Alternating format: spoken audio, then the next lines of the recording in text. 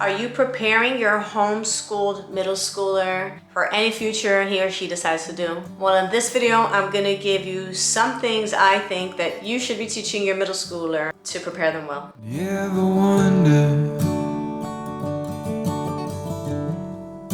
if days like these last? Hey guys, it's Bonnie from Mrs. Mom's Homeschool and welcome back to my channel. In this video, I'm going to share with you 10 things that you should be teaching your middle schooler to not only prepare them for high school work, but to prepare them for college should they choose that route. Now, I know some homeschoolers are not even thinking that their kids might be going to college, but in all reality, you don't know what your kid might want to do. And so I believe that we should prepare them for all things. To give you a little backstory, I have a teenager who was homeschooled all the way through middle school. And when she went into a Christian high school, because she really wanted the experience, there were a lot of things that she wasn't prepared for. And those things I'm using to prepare my other children. They won't be going to school until college if they decide to, but there are certain things that they need to learn to make the transition easier for them. Now, if you're homeschooling little kids, have fun with them. Like, do all of the fun, beautiful things. This video is not for you. This is for those parents who have middle schoolers or are having kids that are going into the middle school years, but I think most importantly, for kids in 7th and 8th grade. Now, some of you guys may have these things if you are using an online program like BJU or Becca or any other online school, but this is for those homeschoolers who use books, and we teach our children ourselves, and it's not like virtual school or videos or anything like that. The first thing is how to study. Making sure that your student knows how to study for a test is really important. In our homeschool, when we use the good and the beautiful, we don't have any tests. We have reviews. So finding a way to teach them how to study for a test and having them learn how to take tests would be the second thing.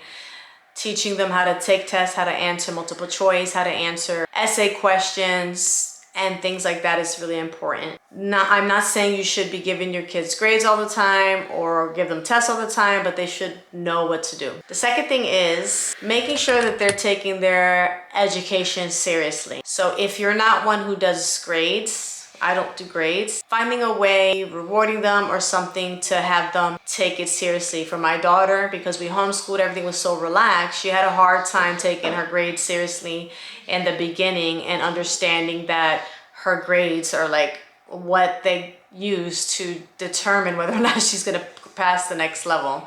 So having them just appreciate their education and really understand that it's important. Number 3, I think. My daughter distracted me, so I forgot what number I was on. Having your kids take notes. That's another thing that we don't do using book curriculum. So if you're using a curriculum that they don't ever learn how to take notes, there's a couple things you can do. One, let's say you're watching a documentary. You can have them take notes on that and maybe give them a little quiz later. Just a friendly quiz, you know. Number 2, you could have them, after they read a book, let's say they're reading The Outsiders, and then they watch the movie. During the movie, have them take notes of the differences that they see, and then you can even have them write an essay on the differences of the two books. The movie versus the book. Or you can go on YouTube and you can find tons of ways, videos that will teach your student how to take notes. It teaches them tips and things like that of how to take notes. And I just reminded myself that I need to do that. So I am going to probably do that tomorrow. Matter of fact, I'm going to put on my phone right now. Teach Aaron to take notes. Okay. Number 5 is obviously being independent with their work. Having them being able to complete an entire day of school without your help. Unless the curriculum calls for you to do things like in the Good and the Beautiful, we still have to do dictation with them, and you still want to obviously check their work, but they should be able to follow a schedule and be responsible for all their work on their own, because we're not always going to be there to help them and to guide them, and they should know how to do those things just like we did when we went to school. Number 6. I don't know why it's so hard to keep track of these numbers. Projects. Giving them projects is a great idea to teach them how to do it on their own from start to finish. Of course, you can teach them maybe the first time, do it with them, because these are things you learn in school that they're gonna have to do maybe later on in life if they decide to go to college, or even if some of you guys might only want to homeschool up to high school and then put your kids in high school. then they should learn how to complete a project, follow instructions, and do the work on their own without your help. That could be like a science fair project. We used to do invention back in the day, back in my school, or any other project. I mean, there's so many different types of projects. You could look on Pinterest and just find a project that's fun, and give them like instructions and like have them do it themselves. Number 7, turning in an assignment or something on time. Once again, I don't do any of these things, so I don't know if I'm the only one, but I think that it's important also to have your kids, your middle schoolers, have a deadline and work to achieve whatever it is by that deadline, and to kind of be strict on it in some ways, and just do this once in a while. But it's good for them to be able to work by deadline, because they're gonna have lots of deadlines when they get older. Number 8 is teaching them how to manage stress effectively, because as they get older and the work gets harder and they're going out into the world, whether to college or whatever it is that they decide to do, there's going to be a lot of stress. And if they have had such a happy, stress-free homeschool life and family life experiences, and then they're not well prepared to handle stress, and some kids fall apart and adults fall apart, and you don't want that for your kids. So it's important to